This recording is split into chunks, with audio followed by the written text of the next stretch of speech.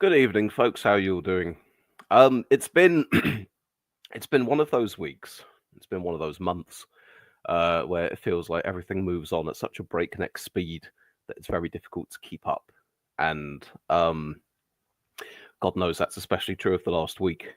So we had a phone call between Trump and Putin, which is laying the groundwork for negotiations. We've had meetings now between teams from America and Russia in Saudi Arabia.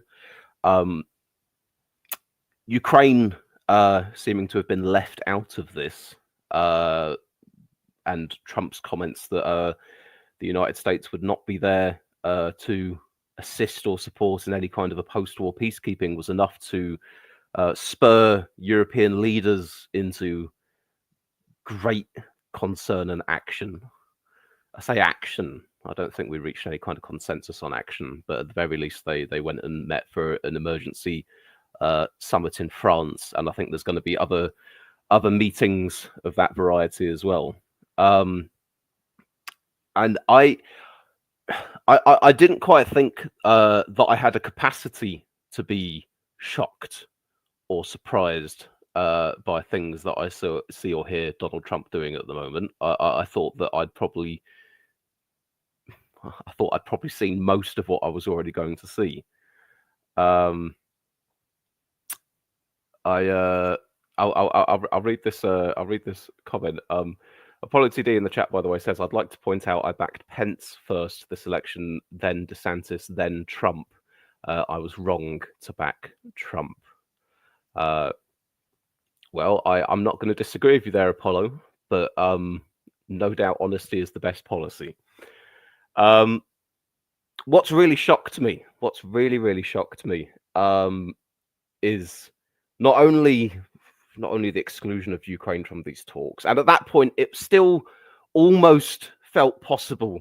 Maybe if we were being a little bit naive to go, maybe this is all part of some four-dimensional chess Trump strategy where he makes it look like he doesn't give a fuck about Ukraine, and then he goes and sits down with Putin, but he's still got his red lines, and in the end, maybe it comes good by means nobody expected.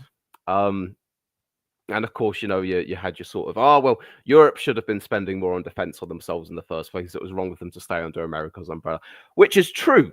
Absolutely true. Fair enough. Absolutely fair enough. This set of events in the past few weeks has told us that that is indisputably true, that we should have done a lot more, a lot sooner, because we have been allowed to be placed in this situation where Donald Trump in America comes along and basically says, "Hey, look, I want an end to this war. I don't want to support Ukraine anymore.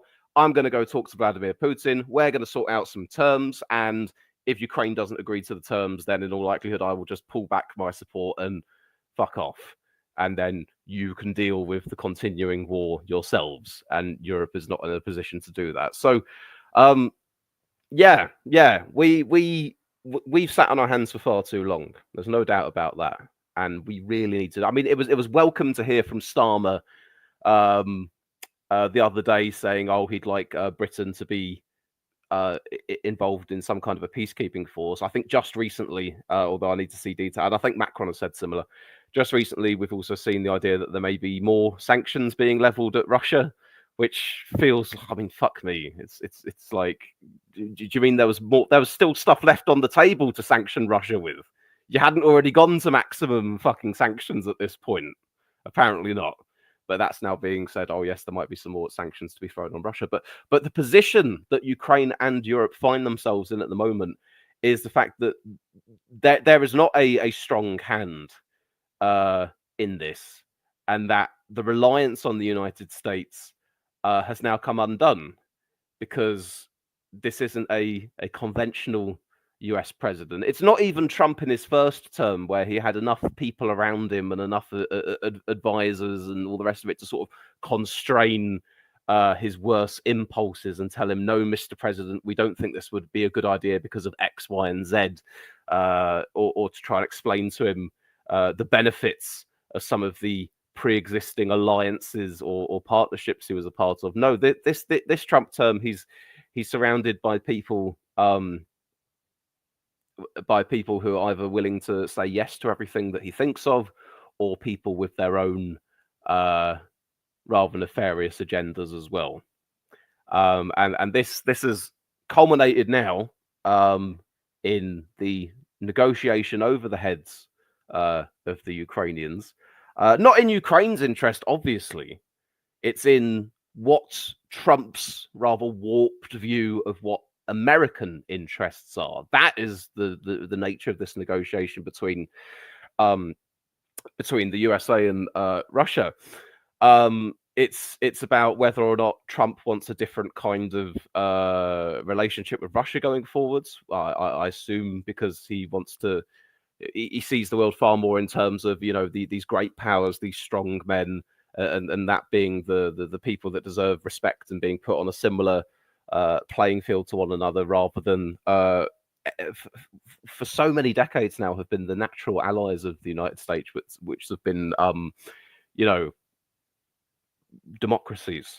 That rules-based order, the idea of other countries that yes, there are different languages spoken, there are different values within those countries. There are, I mean, some different values, not a gulf, but different cultures for that matter as well. But the thing that binded them together, at least in post World War II and during the Cold War, for that matter as well, was the idea of we think that our way of doing things, we think that our system, we think that the rights and freedoms that our citizens or publics have are the right way to go about things, and we want to protect those, and therefore we want to stand together against any forces that may potentially do damage to that.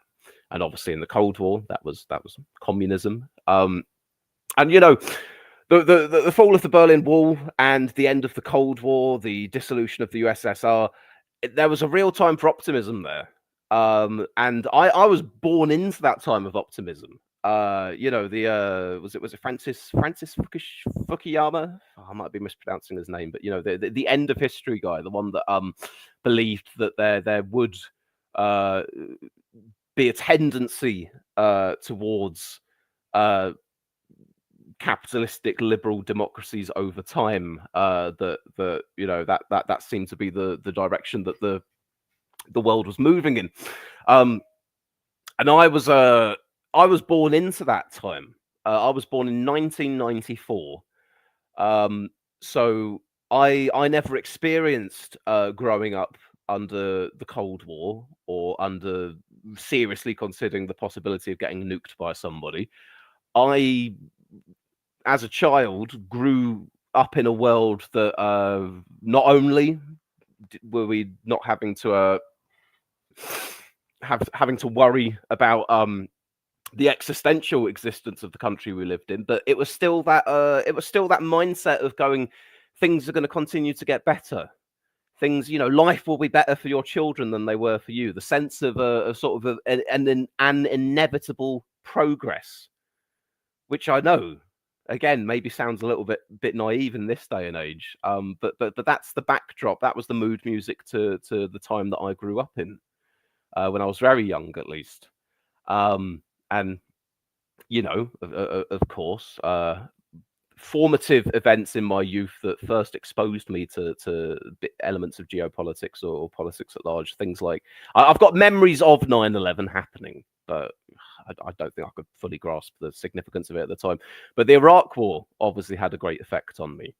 As you guys have been watching me for a long time will know, seeing images on television as a young child growing up, having this sense that politicians and people in charge of the country had lied to us about certain things, and feeling that we were doing something wrong, and that very seriously shaped my outlook for a long time. And funnily enough, my very strong opposition to Tony Blair in Iraq, unfortunately, in its own ways, is what managed to lead me along certain paths and certain rabbit holes into not just having a very, very healthy criticism of your own country when you think your own country has done something wrong, which is absolutely right, but led me down a path over time to,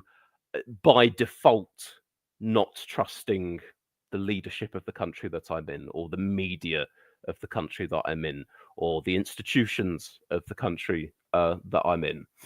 And that view really embedded and crystallized itself for me during the 2010s, because at that point, with sort of the advent of social media, it became much easier for me to see stuff that I already agreed with in my preconception of the way that the world was, especially because I was still doing my best to think that I was being even-handed and looking at all sides of the argument, but especially if I could find figures on, say, the right and the left of politics who both seemed to be saying the same thing that aligned with my view, I'd go, oh, look, there's balance here.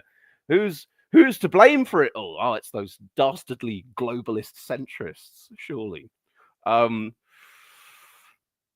reason I say that is because ultimately, I reached a crunch point towards the back end of the 2010s where I was faced with events that my predefined view just couldn't coexist with anymore. Like the Salisbury poisonings with Skripal. I'm quite ashamed of some of the things that I said and believed at the time there. Trying to suggest, I don't know whether I thought it was a false flag attack or whether I thought it was some kind of an accidental poisoning, but the blame was trying to be pushed on Russia for just whatever reason, because we don't like the Russians. I remember trotting out some line like, "Oh, why would Russia do something like that when they're hosting a major sporting event, or et cetera, et cetera." But during that time, I think I was so desperate to continue pursuing my existing view on that kind of stuff and hunting down evidence to support my own side that I accidentally stumbled upon the truth that had been staring me in the face the whole time, which was that Russia had poisoned people on our soil in our country, and that was very much like pulling on a thread on a jumper, that you suddenly realize, oh my goodness, okay, I've had my moment of realization. I see how wrong I was about this particular thing, and then you have to begin to work backwards. And you go, how many other things have I believed over the many years that actually have either been factually wrong or just not necessarily the right interpretation of things, putting too much weight on one thing versus the other. And the same goes, because this was 2014, so this was prior to my moment of realization. The same goes for when Russia invaded Crimea. Crimea was historically part of Russia some time ago, so it's kind of theirs anyway, I suppose. What's the big deal? We invaded Iraq, so they could invade Crimea. I hopefully don't need to explain to you the false equivalence of that, or not least not understanding the very the very clear violation of sovereignty and borders there. At the very least, you can say, was it wrong for us to go into Iraq? Yes, certainly in the way that we did, certainly without international support, certainly on a faulty premise and some falsehoods, and off the back of trying to tie it all into sort of 9/11, the war on terror. It was no, there was an awful lot about that was very wrong. But at the end of the day, at least in the situation of Iraq, you can say, well, Saddam Hussein was an evil person. And we believed that the country would be better off for him being gone. And it wasn't as if one was trying to take over Iraq and incorporate it into your existing territory, denying that Iraq deserves to be a country in its own right or anything like that. So it was still very wrong what we did, but I can at least see glimmers in there of some attempts to have done the right thing. Putin's view on Ukraine is that Ukraine effectively is just a part of larger Russia. That the dissolution of the USSR was one of the biggest tragedies for his country in its history, certainly in the last century, and that it's only right that he now tries to reassert his sphere of influence, either take control of territory nearby him or flip the people around him to be effectively like Belarus, which is still its own country on paper, but de facto, or at least in most of the ways that are important, it's an extension of Russia. I mean, he managed to move his troops through Belarus into Ukraine.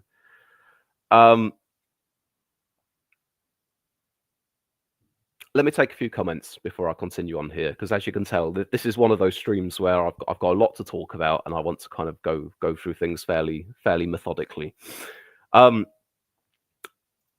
Gallup poll says 52% of Ukrainians want a quick end to the war. John Cooper says, I think the biggest problem with Europe on Trump is that they never thought a USA president would be hostile to them and then properly prepared after it happened. Has he floated the US taking Crimea and making it the Riviera on the Black Sea yet? Apollo says Starmer's best chance to improve his ratings now is by standing by Zelensky, who has like 80% approval in the UK.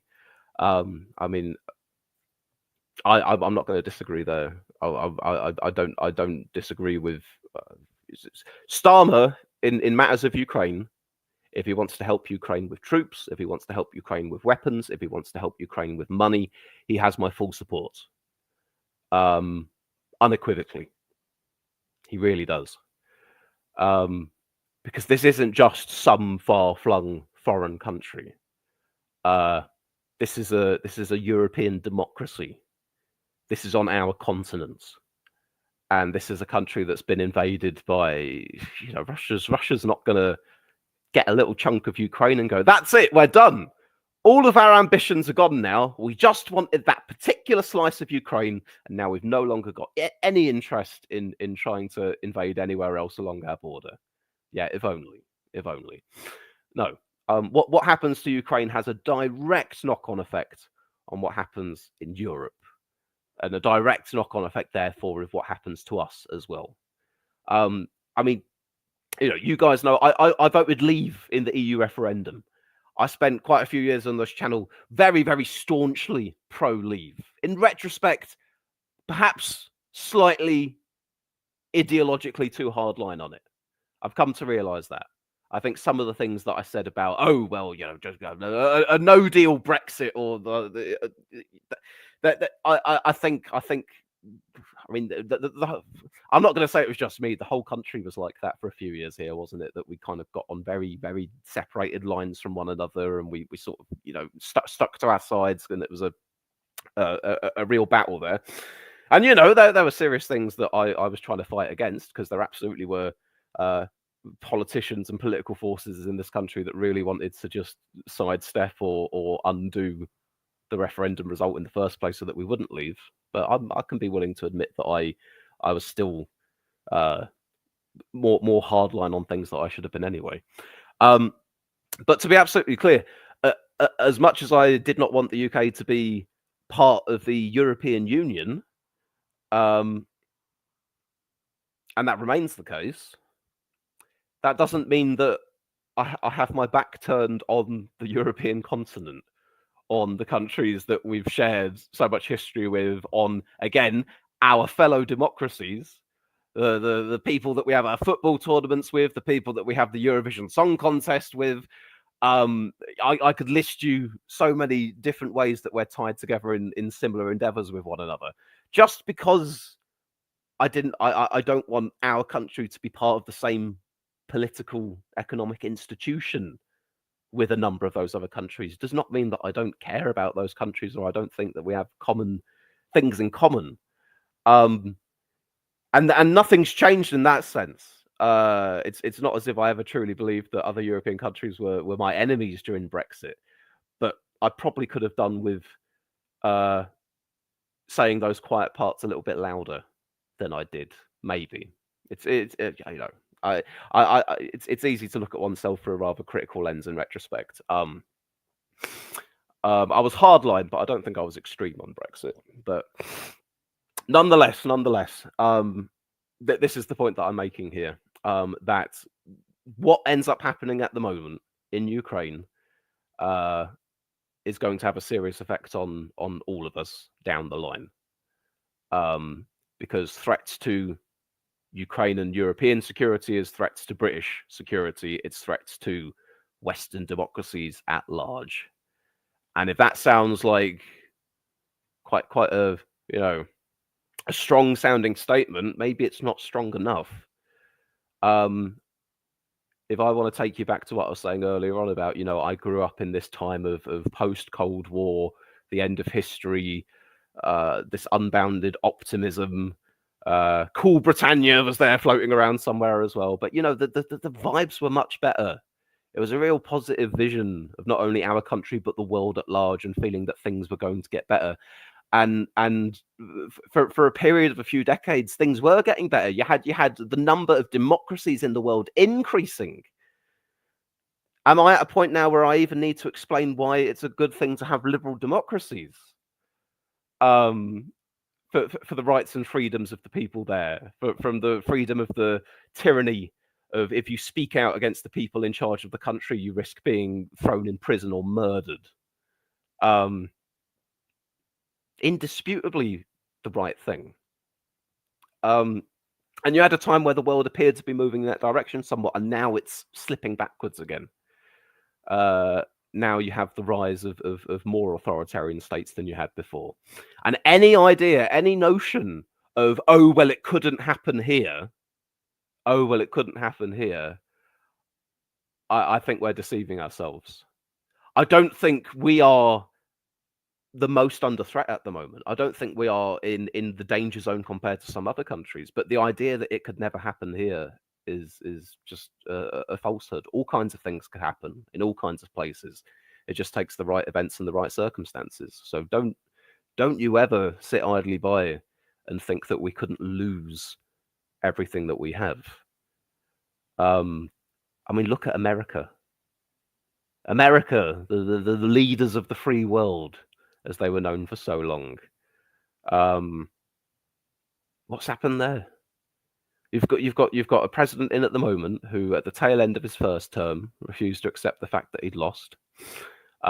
He's now currently got the world's richest man, and evidently a very far right individual, dismantling large swathes of the federal government, potentially illegally or unconstitutionally. I'm not an expert, but that's what I'm hearing. And he has the fucking gall to call Zelensky a dictator because he's not had elections in his country in a time of war, which is a pretty common thing for most countries if you've got an existential threat to the very nature of your country or state or people. That when you're in a fight for the survival of your country, yeah, maybe you forgo elections just a little bit. Put those two comparisons next to each other, eh? Zelensky, a leader trying to defend a democracy from Putin, trying to defend the very existence of his country, being called a dictator by Trump, the leader who would not accept that he lost the election in 2020, who made serious efforts to subvert the peaceful transference of power.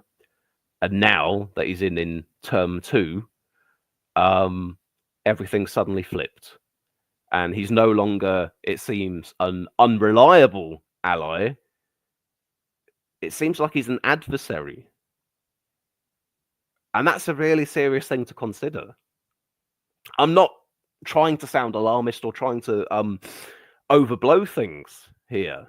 That's certainly not my aim. I want to try and keep things in proportion with reality. But I think if Trump term 1 was an unreliable ally, Trump term 2 he's an adversary. The things that he has said and done in the past few weeks are countries like ours, or countries across Europe, or democracies in general. They are in the interest of Trump's particular view of America first. And it's incredibly concerning to think that if that is the case, that America is now not a country that can be relied upon, that actually they're going to take on an adversarial role against us, against the EU, against Ukraine, doing things against our interests because Trump no longer thinks that our interests and the US interests even align somewhat, then that is a really dangerous world we're living in now.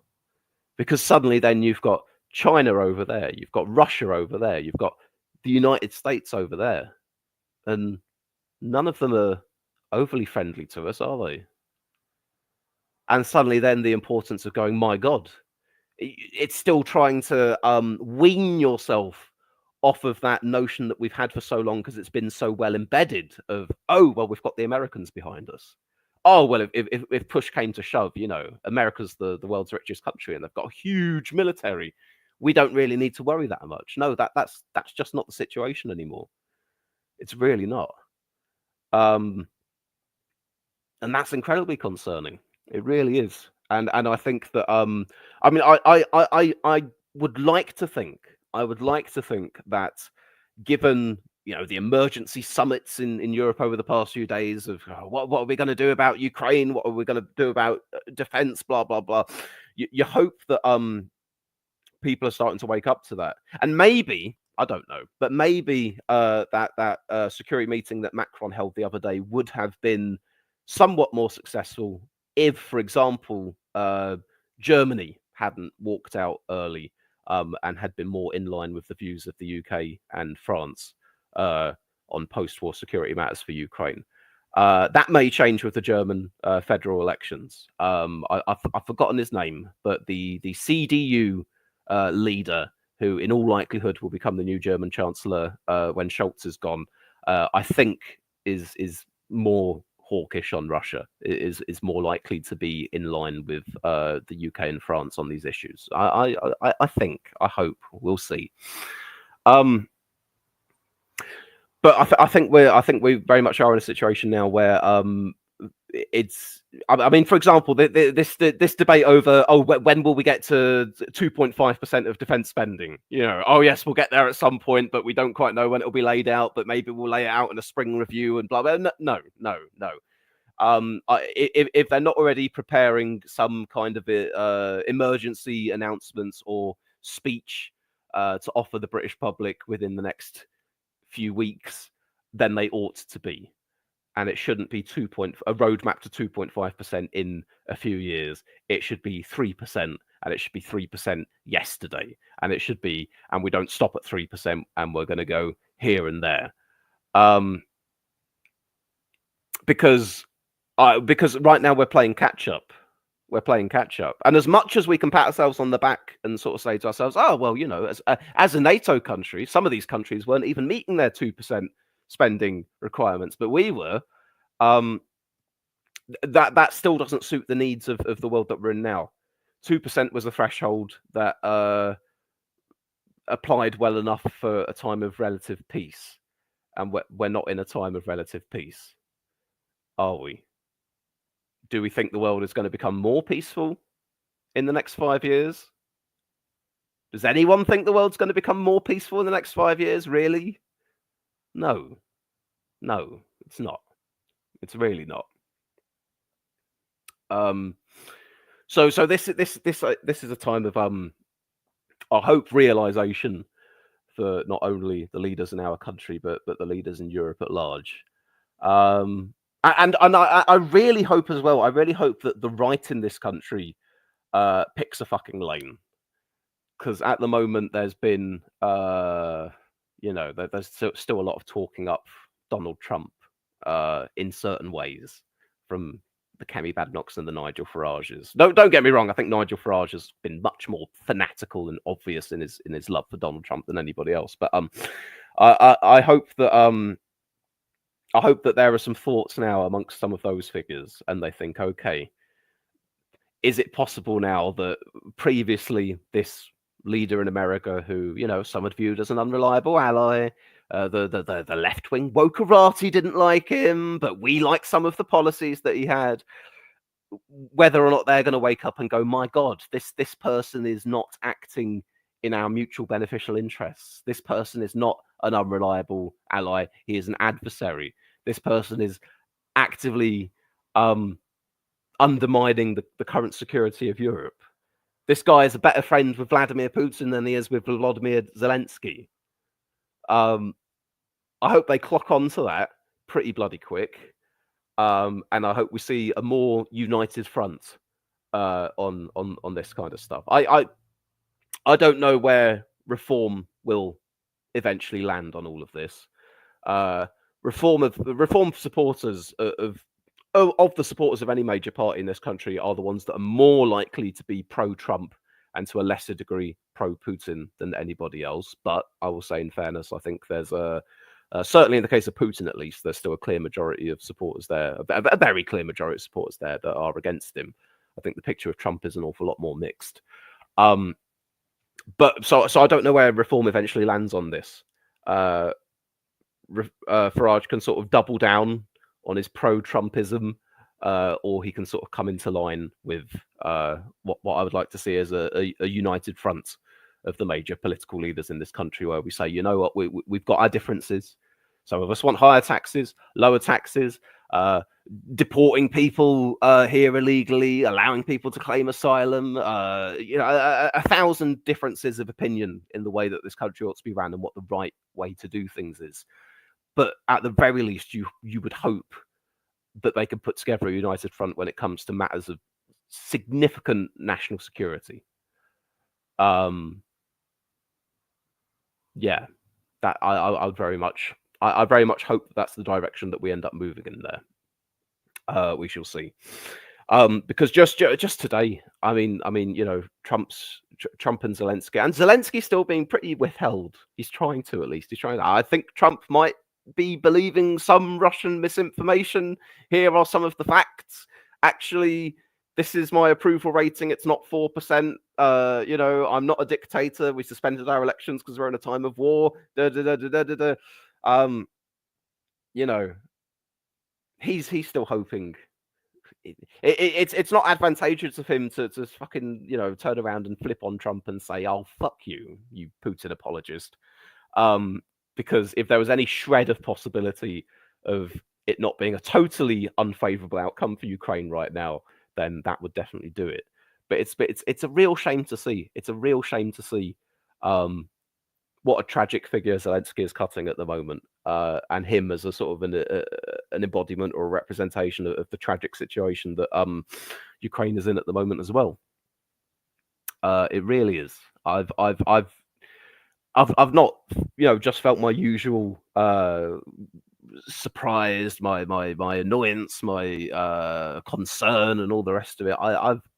The past day or so, I think I've actually felt angry. And it's not often that I feel angry by things that I see. But the betrayal of Ukraine has made me feel angry. It's made me feel angry for the sake of the Ukrainians, no doubt. And it's made me feel angry because I worry about the future of our continent as well. And I suppose what I'm trying to say here, guys, is that you guys that appear here in the chat to me, I chat to some of you from time to time. We'll have back and forth when I'm streaming, but I obviously don't know what news sources you look at. I don't know how often you pay attention to the news. You've obviously all got a much higher interest in politics in the news than the average person, because you wouldn't be here watching this YouTube channel otherwise. But it's always hard to tell just through a username and a logo. Does someone following this stuff more than me? Are they following it less than me? Blah blah blah. So I suppose what I'm trying to say then is, if you are watching this stream and you feel as if you haven't been paying that much attention to what's going on right now, besides maybe spotting the odd social media post or overhearing 20 or 30 seconds of something on the radio or watching some of these streams on YouTube, now is the time to be keeping abreast of all of these current developing events as much as the human spirit can possibly allow for, because I'm no stranger to getting too over involved in things and it having a negative impact on me.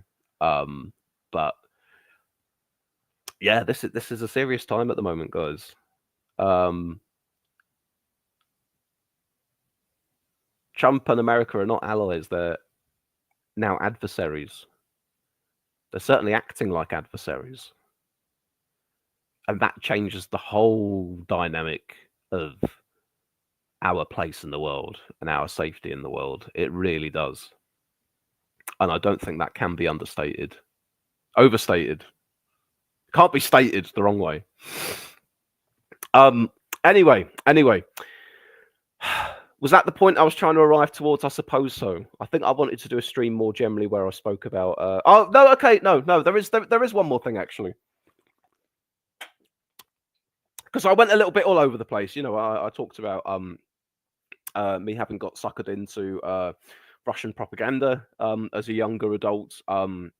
I spoke about sort of, you know, the optimistic, positive, progressive vision for the future that was the mood music of what I grew up in. It's worth mentioning. It is worth mentioning that, you know, why has right-wing populism and in some countries bleed overs from that into full-on authoritarianism as well? Why has that been so successful? Why has that risen in the way that it has in the last few years? It hasn't come about in a vacuum. These kinds of people capable of leading these sorts of political movements have always existed. They've always been out there. The question is what conditions change for people to start listening to them, for people to start taking what they've got to say on board, for them to start amassing power.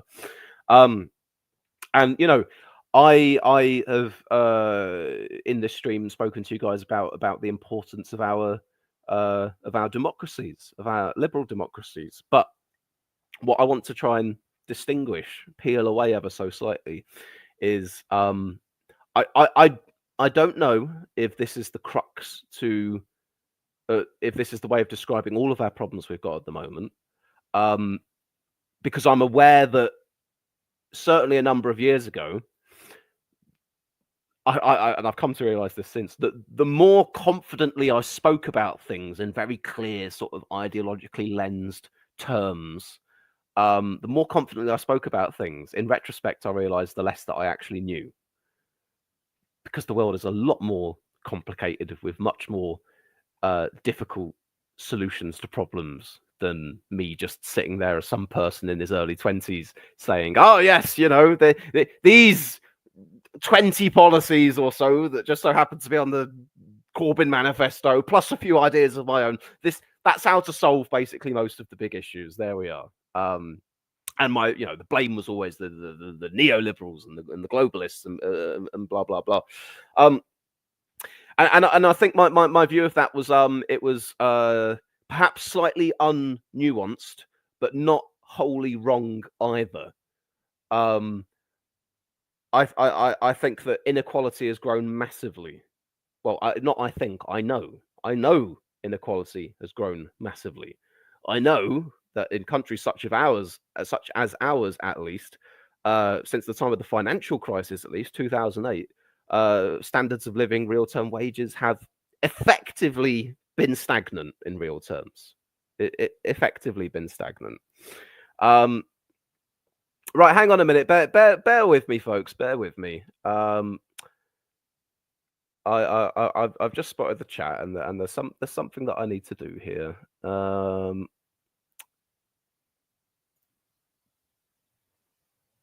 There we are. Lovely. All right then. I don't know if that was a Russian bot in the chat or if it was a real Russian person. I'm done now. I'm done entertaining that. They've been blocked. They're gone. Boo-hoo, Swiss, where's your love for free speech? Well, you know what? They can go post on Elon Musk's X, can't they? Nobody's stopping them from doing that. But I'm not having that shit in the side chat now. Where was I, guys? Where was I? What was my train of thought? Yes, the 2008 financial crash. Well, I was going to say, was, you know, that things have remained fairly stagnant since then. Certainly in this country, at least, I think they were made an awful lot worse by austerity. You had a threat to the global banking system because of the actions of people within that industry, and to a degree as well, the policymakers allowing it to happen. And where did the pain fall? The pain fell on the regular man or woman, the regular person, the average Joe. That's where it fell. And then you had Cameron and Osborne come in with a whole nice bunch of austerity that made everyone, but it's all right. We're fixing the roof while the sun is shining, aren't we? Yeah, but things haven't really improved there. And there's been a backlash to all sorts of things. I think that there has been a backlash to facets of neoliberalism, to globalization for that matter as well. People want more protection for their industries at home than they did before. People obviously, as we're seeing in numerous countries, want lower levels of immigration than they're seeing at the moment as well. This interconnected free market world that we've been living in for goodness knows how long has most certainly brought a number of benefits. I'm sure of that. But the problems caused by it don't seem to have been getting adequately addressed over the years either. That's fair to say also. And then that requires a rethink. And the problem is that when we're marred in all these different problems we've got at the moment, I'm going to take the UK as a particular example, but you can apply it to a number of. But I can talk about UK specific things, I suppose. But when you think about all the problems that we have, if you think about the huge gulf between the richest and the poorest people in society, or indeed just between the people that are able to own homes and the people that are stuck renting. If you think about the state of a number of our public services after austerity, and yes, spending was increased in some of them since, but they're still not really in the same kind of position they were back then. If you think that there are that many people out there who are politically disengaged or feel that whatever parties they've been voting for, they've not been listened to, or they've not been pursuing the right kinds of policies, or that they'll say one thing and they'll do another, and they want change because they feel that things aren't going the right direction for them. If that continues for long enough, then people will end up turning to the extremes and the populists, because there becomes a sort of a twofold instinct. One is to say, well, you're the ones who have fucked everything up, so fuck you. I'm not listening to you. I'm not voting for you. I'm voting for one of these other guys. And also a sense of, well, why not? Could it be any worse? Let's roll the dice on these guys, because it doesn't feel as if things are working at the moment. So maybe it'll be better if we try something else. Actually, that talking about those two views probably does apply to Trump very well. Actually, you can look at it in those terms as well. And I think that's a difficult conversation to have with people as well, because it requires it. You can't convince people against the political extremes, or indeed those people that believe in quite well embedded conspiracy theories as well, such as that I did some time ago. You can't convince them to change their mind with a soundbite, or a couple of sentences, or this or that. It's an incredibly difficult thing to do.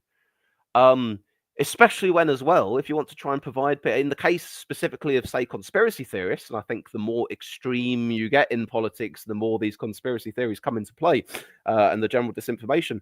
But in the cases of trying to convince people that some of these things are false, the problem is that they've already got these preconceived notions in their mind of saying, well, I know for a fact that I've been lied to on this thing, and this thing in the past by the media and the politicians. Therefore, anything that any of them have to say, I'm not listening to. I disregard them as valid sources of information.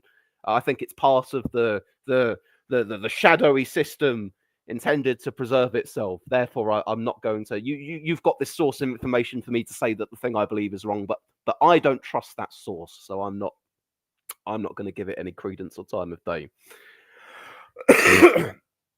how do you break through that kind of thing? It's a very tricky thing to do. Um,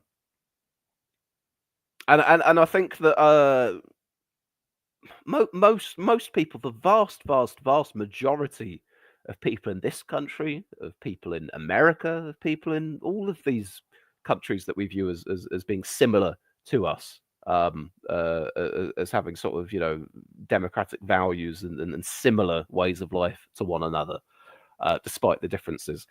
Uh, I think the vast majority of these people are just regular, normal, good-thinking people.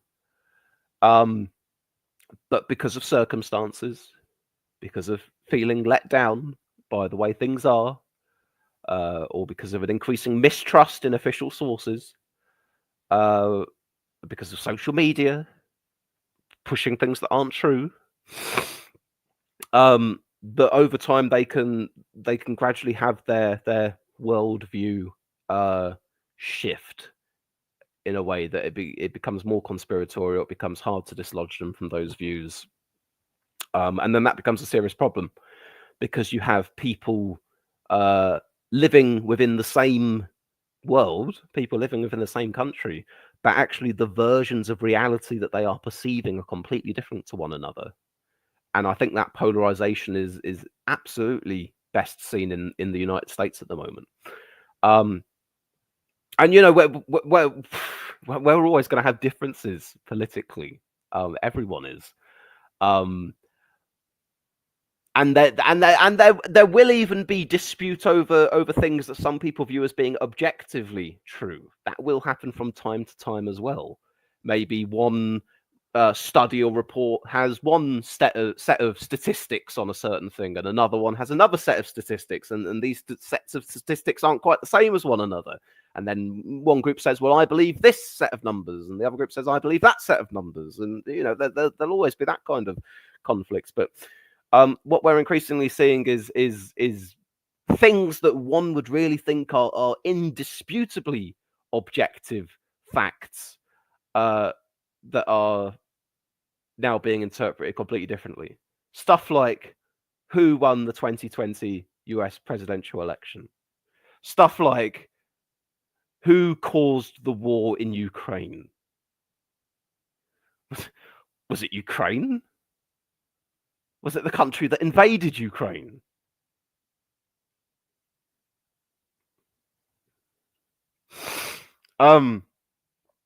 Yeah. Yeah, I'm gonna go through a few comments of yours, by the way, guys. I realize that I've spoken on a range of issues today, but as you can probably tell, there's a lot of stuff that I wanted to try and delve into and discuss and try to tie some of this stuff together. I realize that's kind of talking about the post-war world or the post-Cold War world and and neoliberalism and Western democracies at large, and misinformation and populism and Ukraine and Trump. In some ways, it can seem like sort of disparate, unrelated topics. But all of these are strands that lead into the world that we exist in at the moment. And at the very least, what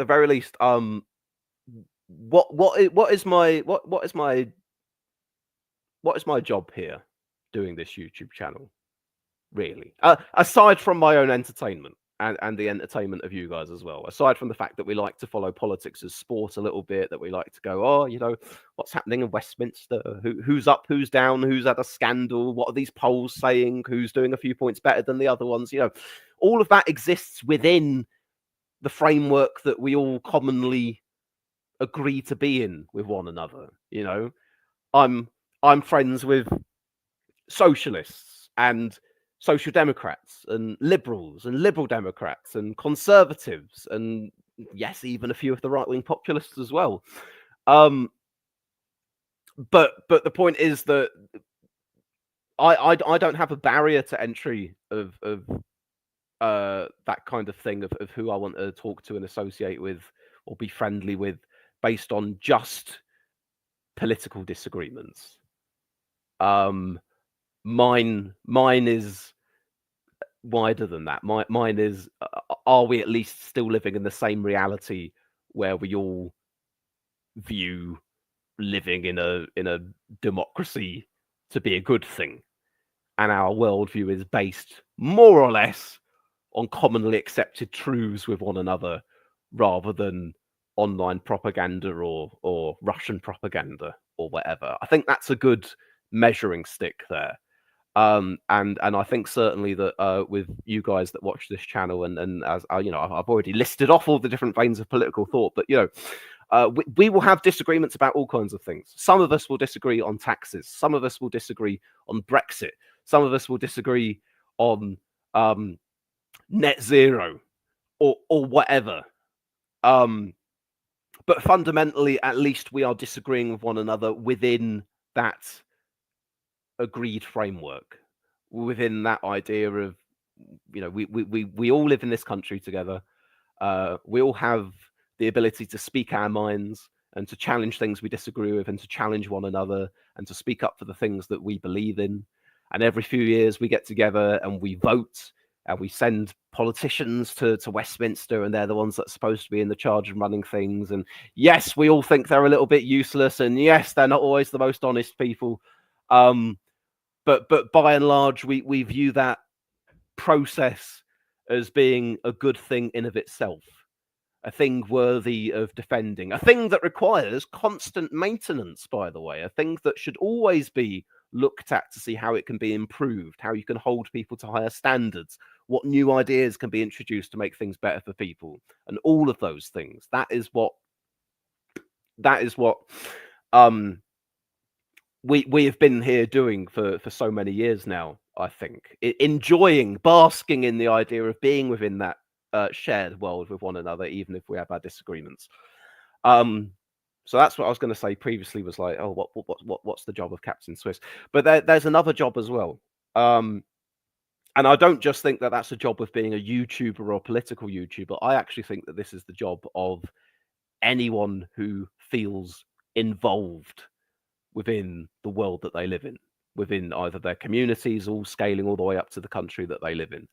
And that's to say what you see and to say what you think, and to alert one another to potential dangers.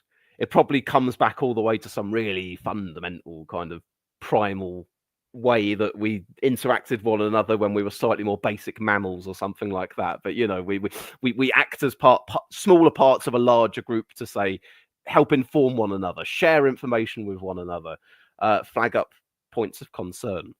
And in that sense, right now, I am just a node within a system. I'm a cog within a much larger machine. But I am here right now as an individual, having observed all the things that I'm seeing, trying to take that information in and saying what I see.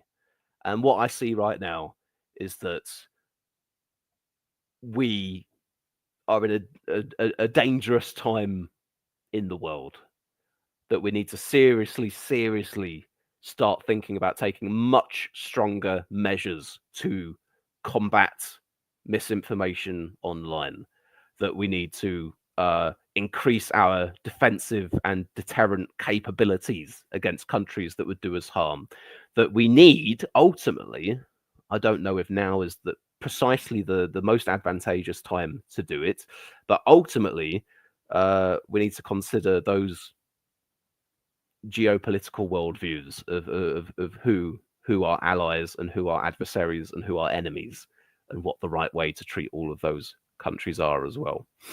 I'm saying, I'm sure many of you have been looking at the same things that I've been looking at and feeling incredibly concerned. But if you haven't, now really is the time to do it. That is my job, not just as being political YouTuber Captain Swiss, but also as, you know, human being and believer in democratic values, Matt Dilworth, the guy that once ran to be an MP in Stoke-on-Trent. That's my job as well, and that's your job as well, all of you out there. we need to come together despite our differences for the common defense of our way of life. Basically, it doesn't matter if I vote for the red party and you vote for the blue party, or someone's a proud patriot and the other one's a internationalist, or that stuff really isn't as important now as it had been previously, because it's a total cliche, I know, but there is more that unites us than divides us. And whatever differences we might have amongst one another in this country, I tell you what, there are much greater differences sitting over there in a country like Russia. And the sorts of things that would happen there, the sorts of things that country is willing to do to other people. And increasingly, unfortunately, Donald Trump as well, for that matter.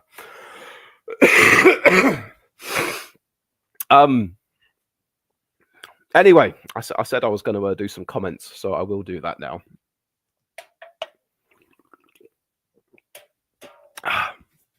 I know that I've basically given you all a big speech today, but I think it needed to happen, you know. And I wanted to try and do something that I felt was at least a bit constructive, rather than just, you know, bringing up the news and going, "Oh my God, have you seen this? How terrible is that? How terrible is that?" You know. John Cooper says, "Hey Swiss, I hear that Tesla sales have dropped everywhere since Musk went insane." I've heard that sales have dropped. I think the only graph that I've seen has been to do with stock prices, and that maybe hasn't been a particularly pronounced drop, but maybe the sales of the cars themselves have dropped more. I don't know. Podge says Tesla aren't even good EVs, much better models out there. International law has always been fake, says Podge. Big countries have always pushed around smaller countries. They're just being honest about it now. I see. This is the thing. I think that, like, quite a few years ago, that was I had a very anti-American view, for example. You know, I'd say that America was like a bunch of imperialists or whatever. And by the way, I'm talking about my views now. I'm not trying to map my views onto your views, Podge, but I'm just saying what you've said has reminded me of something else.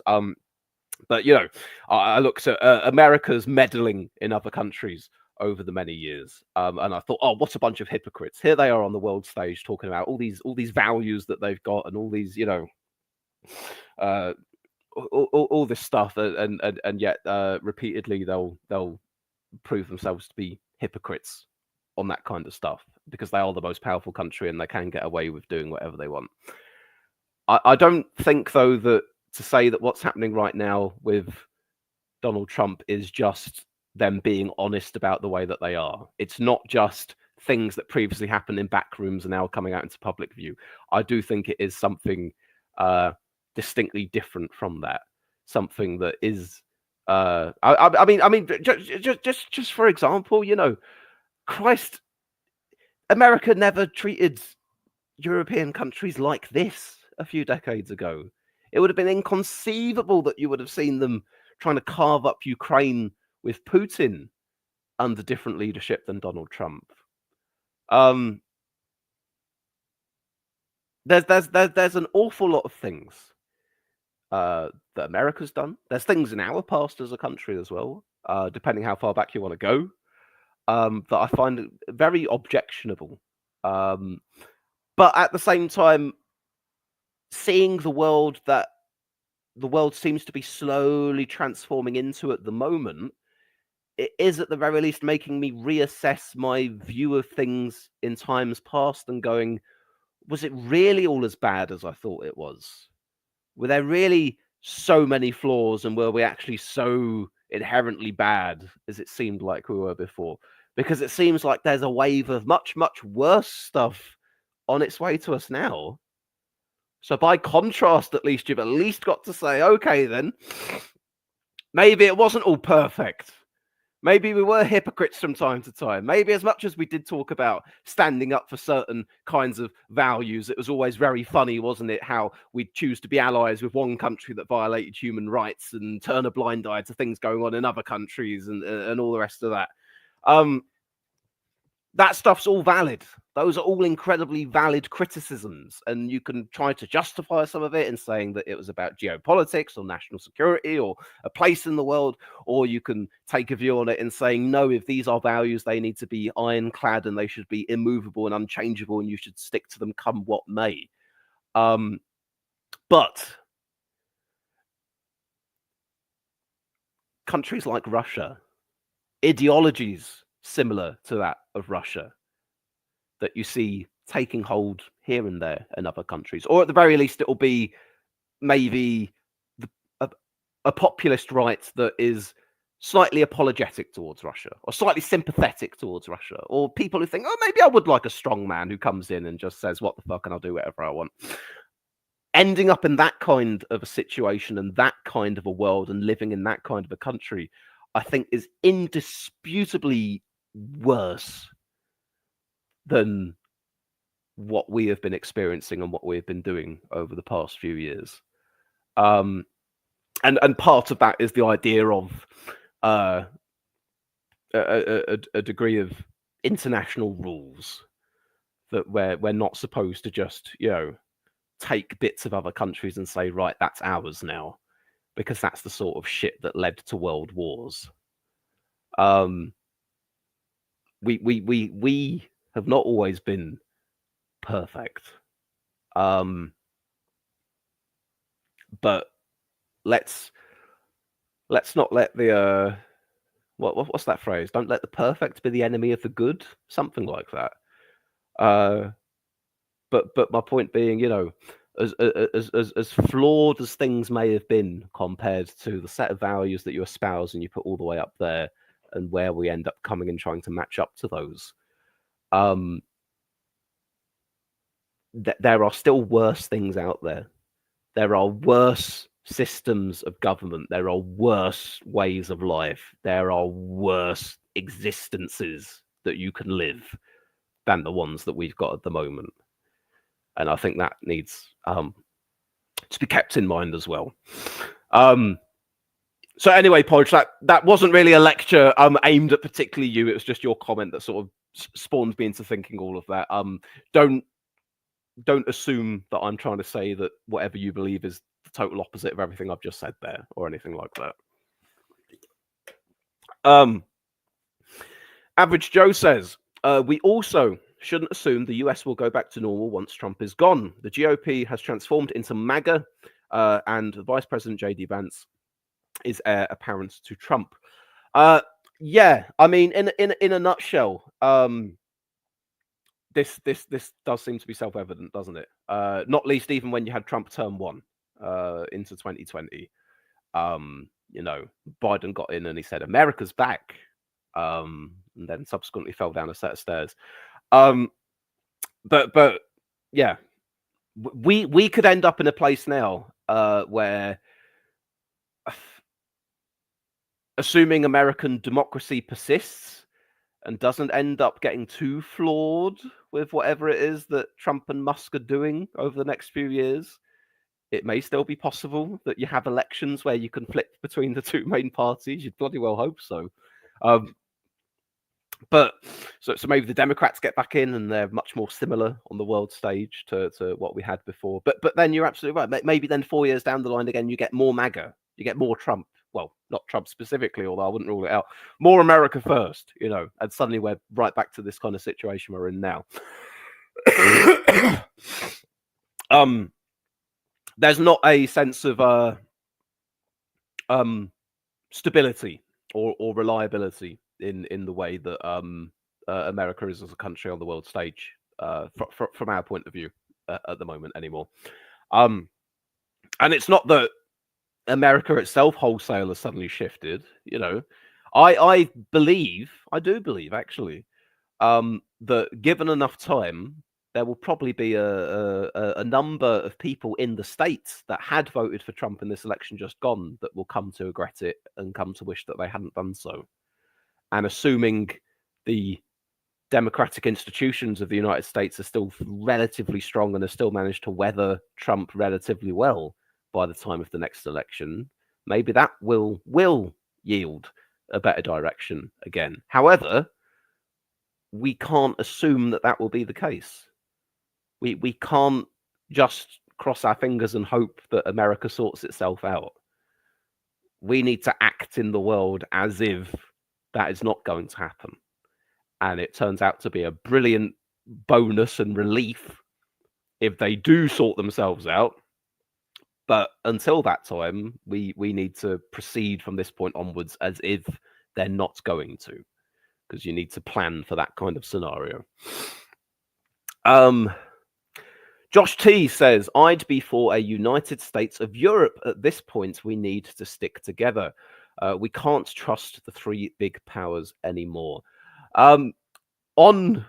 Probably, Josh, given my Brexit voting history, it will come as little surprise that I'm not quite I'm not quite on board with the United States of Europe. Well, actually, I'm not quite, at the very least, I'm not quite on board with the United States of Europe that the UK is a part of. I'm not necessarily sure if I'm sold of the United States of Europe in general either. But I think the point is that it's the thrust of what you're saying is that Europe needs to come together and stick together and work together, right? That's the gist, isn't it? And the gist of that, I wholeheartedly agree with you on. Perhaps we've got differences on whether or not the UK should be part of a larger political institution with other European countries or not. I personally think that we can work with them for the same common goals without having to be part of that same structure. But I think at the very least, we're both in favor of the same things here, which is that we want to see similar-minded countries that are close to us working together for the common defense of our quality of life and our way of life from malicious threats. No doubt. No doubt. Let me see. I want to try and read a few more of these. Say Fukuyama's name again, Captain.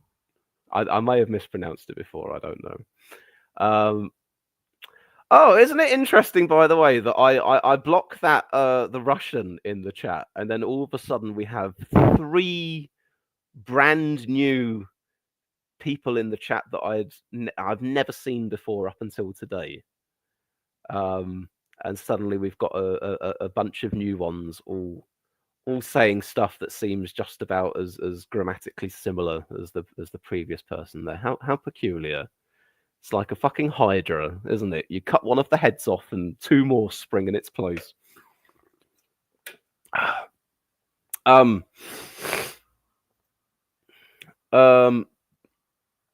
says, Democrats need to get their acts together. Saw their House leader giving a speech that ended with basically, we can't do anything. Yeah, they do. They do.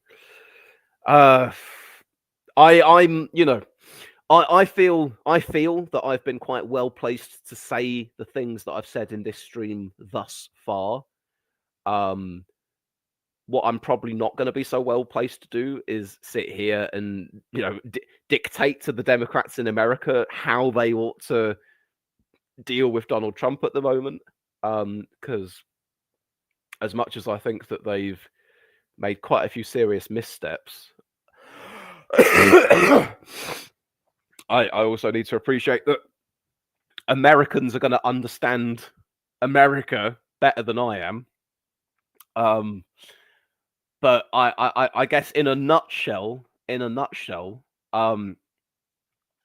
I saw, I was listening to a podcast earlier today, actually, and there was some American commentator that they had on, and they said something like the Democrats need to stop focusing on policy at the moment. They need to stop promoting anything that could be kind of divisive between them and the Republicans. None of these culture war wedge issues.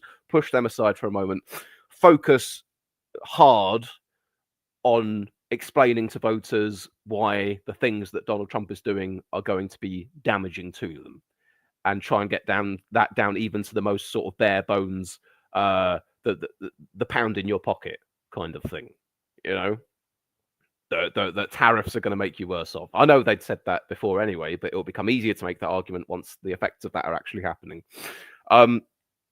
So I'd agree with that I heard in saying that seems like a good way to do things. But then obviously, you know, continue to Because that's the roadmap to when the midterms come along, and hopefully managing to wrest some control away from Trump in the midterms. But yeah, don't don't go down silly little dead end avenues of policies or advocating for things that are just going to that clearly there are already self-evident divisions on. I don't know, trans issues, the gun debate, abortion, the stuff that America is already in such polarized camps on, it would seem. That's the stuff to be quiet about for the time being. The stuff to be loud about right now is trying to convince people that had previously backed Donald Trump that actually the things that he's doing are not in their interest, and their quality of life will get worse as a result of Trump being in. I feel as if that may be a better way to do it, but I don't know much beyond that. Try and put as much light on what's going on as possible. What else do we have here?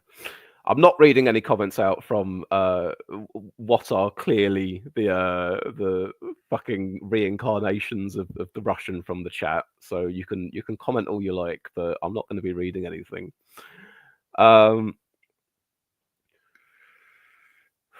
Grave Peril says, I'm assuming you meant might rather than right there, but might makes right, but might gives you responsibility, or is it right? Or did you mean it as right makes right, but might gives you responsibility? I think the point you're trying to say is if you're the strongest person in the room, don't be a dickhead to everyone else. Something like that, maybe. I'm just skimming back here to see. Hang on. Let me prune the garden, chums.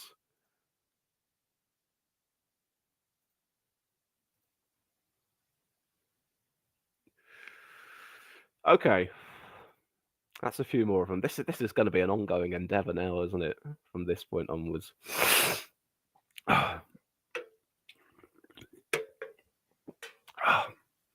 Right. Are there any more comments here that I've missed? Proper comments. Podge says, "Don't get me started on statistics. I've been reading about how wrong the statistical evidence was in the Lucy Letby trial." Oh my goodness, yeah. Yeah, I don't want to get pulled into that whole thing because that's a completely unrelated topic that I could spend far too long on. But in a nutshell, yeah. There does seem to be very reasonable grounds to think that some of the evidence put forwards suggesting that Lucy Letby had murdered all of those infants was faulty evidence. I think some stuff put forwards, at least in shift patterns, rotors or shift patterns, was more sort of circumstantial than anything else, and perhaps was a little bit cherry picked. I think there's been medical experts as well that have cast serious doubt on the causes of death for a number of those infants here. Yeah. I've not been following that stuff as closely as, say, I've been looking at all this Russia Trump stuff recently. At the time that she was convicted, I was willing enough to go along and sort of go, well, she's been convicted in a court here. From what I've heard of the evidence, it sounds pretty substantial as a layman, not looking at it too closely. But now, from what I've heard in response to that, the fact that there is serious doubt, the fact that you are having even politicians and journalists saying this needs another looking at, I certainly think that's the right thing to do. If you have a retrial, for example, or whatever the correct process is within this, and you throw out whatever evidence has now been deemed to be either false or in the wrong context or whatever, and then you put things back onto the basis of what good evidence remains that she did the things that she's accused of, then hold another trial on that basis. and come to conclusions about her innocence or guilt on the basis of that information, and not what some people think was faulty. Road Dog is here in the chat. Hello there, Road Dog. It's been a while since I've seen you. Nice to see you. Good to see you, Swiss. A proper meaty news story. Oh man, are you talking about the Letby that I was just talking about, or just like Ukraine at large in this stream? I suppose either way. Yeah, pretty heavy stuff. But yeah, every now and then you've got to. I mean, the point with this stream, in a way, there's so much stuff happening at the moment. There's events are moving so fast these days.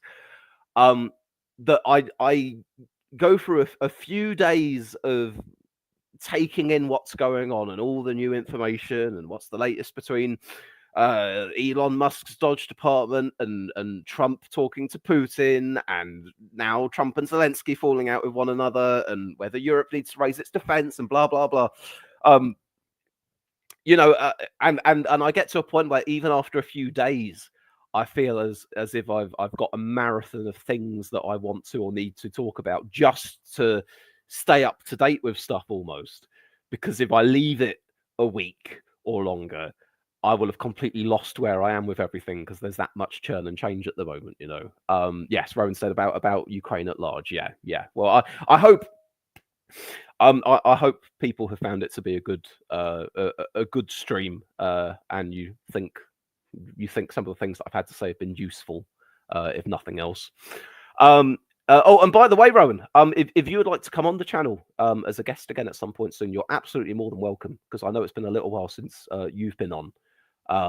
But I don't know if you're still on X or not, or whether you've vacated since all the problems there. I don't know if you're on Blue Sky now or something else. But if you want to find a way of getting in touch with me, then I'll be more than happy to sort something out at some point. Average Joe says German elections this Sunday, by the way. Oh yes. We'll be keeping a very close eye on those. Don't you doubt me. And Podge says flood zone is really happening. Yeah, big time. That there is more stuff in the news right now than it is humanly possible to keep track of, than could even really be disseminated and filtered down into the most important particular things, and then delivered to people to say these are all the things that's happening. It's too much to, not least when you've got a life outside of it as well. Maybe if I had a job in media or something and all I could do was looking at the news, I'd feel that I was just about maybe keeping on top of this stuff. But I've got a job, I've got a life outside of this stuff. I'm devoting probably still quite a few hours a day these days to trying to keep track of all this stuff, and yet I still feel I'm only just scratching the surface of it. Road Dog says no, Musk has forced me off the sewer bin fire that was Twitter sad times. Well, are you on Blue Sky then, Rowan? And if you're not, it's missing a few of the features of Twitter, but it's something, But I'm on there if assuming you wanted to come on the channel at some point or vice versa, and you wanted to get in touch, you can always contact me on Blue Sky. Average Joe says, don't forget about the meteor hitting Earth in 2032. Well, you know what? I suppose it's only right we try and end the stream on a positive note, isn't it? At least maybe a meteor comes along and kills everybody, and therefore kills all of the bad people doing bad things in the world as well as all the good people. It's a little bit extreme. Maybe it's throwing the baby out with the bathwater ever so slightly. Maybe we don't want the planet to be wiped out. There might still be some scope to save things. Maybe Elon Musk saw it coming before everybody else did, and that's why he wants to fuck off to Mars before Earth gets destroyed. You never know. Yeah, on the whole meteor thing, I think the most recent statistic I saw, where they're constantly updating their probability of it hitting the planet, was something in the realms of 2.5%. and that had been risen up from like 1%, and it seemed like it was gradually rising, which was obviously a bit concerning. But obviously, even at this point, it still seems more likely, vastly more likely than not, that it won't hit us. But the problem is that they need more data on that to be able to assess that. They take pictures of it in the sky, and they map where it is in the sky over certain amounts of time, and they're able to try and predict, oh, this is the path that it's taking, this is how quick it's moving. The amount of light shining back off of it might give us an idea of how big it is, possibly, or whatever. And ultimately, in all likelihood, they will eventually be able to eliminate the possibility of that thing hitting us, and they'll be able to say, yeah, no, don't worry, it's going to miss us by so many millions of miles or whatever. But they can't at the moment because they're not able to get enough data on it, especially because it's moving away from us right now in more or less a kind of a straight line. But I think then it's supposed to come back towards us again, or pass by us again round about like 2028, 29. And then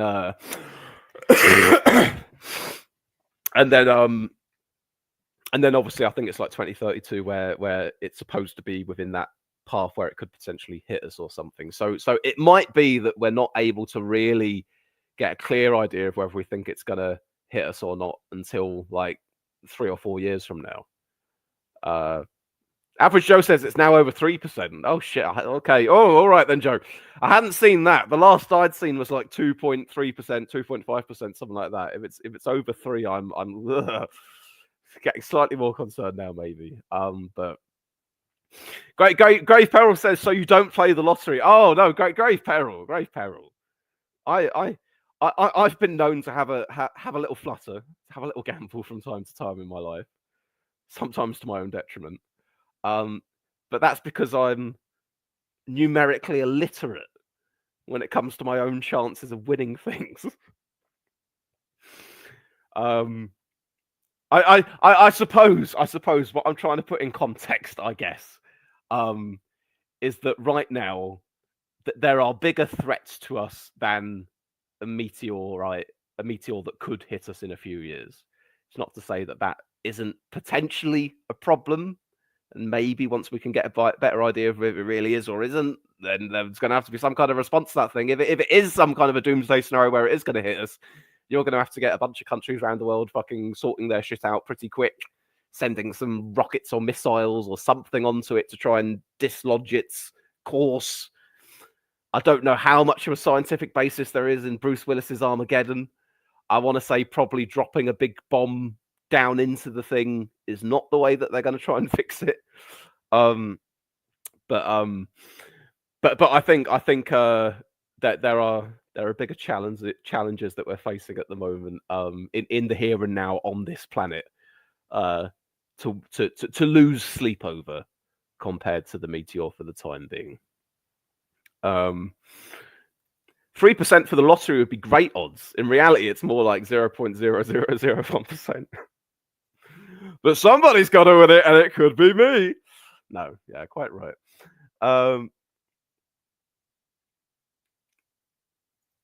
RE Gambling, I won 250 quid on the 2017 elections as a result of your predictions, Mr. Swiss. True story.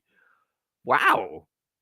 Well, Goldbug Music, good for you. I'm happy for you there. I'm pleased that I was able to help facilitate that as well. I made a pretty penny on the 2017 general election as well, for that matter, as you guys probably remember. I wish I had. What I really wish I'd done is I wish about 3 or 4 years ago I'd stuck a few hundred quid on Labour winning the election, getting a majority. Because I think from even from like 2022, especially when Partygate erupted and that, I saw that as pretty much a nailed on certainty. But it took a little while for the betting markets to catch up with that. Could have got a pretty penny off of there. I shouldn't be sitting here advocating gambling too much. I'm really not the person who ought to be doing that. But anyway, Claire King says, "Hi Swiss, long time thoughts on the polls." I mean, I've had a little glance at the polls. I know at some point we'll do our proper in-depth look, but in a way, there's I felt like there's more important things to look at lately, and in a way, I've sort of been storing them up to see if there's more significant change I can talk about once we eventually do. But at the moment, seems broadly the story that it has been recently, which reform just about peaking up over Labour in some polls. Labour still ahead in others. Tories in the mud, as they say. Goldbug says, I had an inkling and you pushed me over the line. Josh says the meteor isn't even that big. The worst it could do is destroy a city. Pod and Average Joe says this stream is sponsored by Betfred. Anyhow, folks, I think it's time for me to go now. We've chatted for a decent amount of time, which is pretty good. And at the very least, I think as you know, don't get me wrong, it's been a very quite serious tone for the most part in today's stream. It has been quite serious matters that we're talking about here. But we do need to enjoy ourselves as well. As long as we're aware of the very serious things, we can be a little bit silly as well from time to time. So go Betfred. There, Betfred, boys and girls. Other gambling establishments are available. Anyway, I hope you guys have a nice evening. Look after yourselves. Drop the stream a like if you've enjoyed it. And I'll see you all again soon. Ta-ta.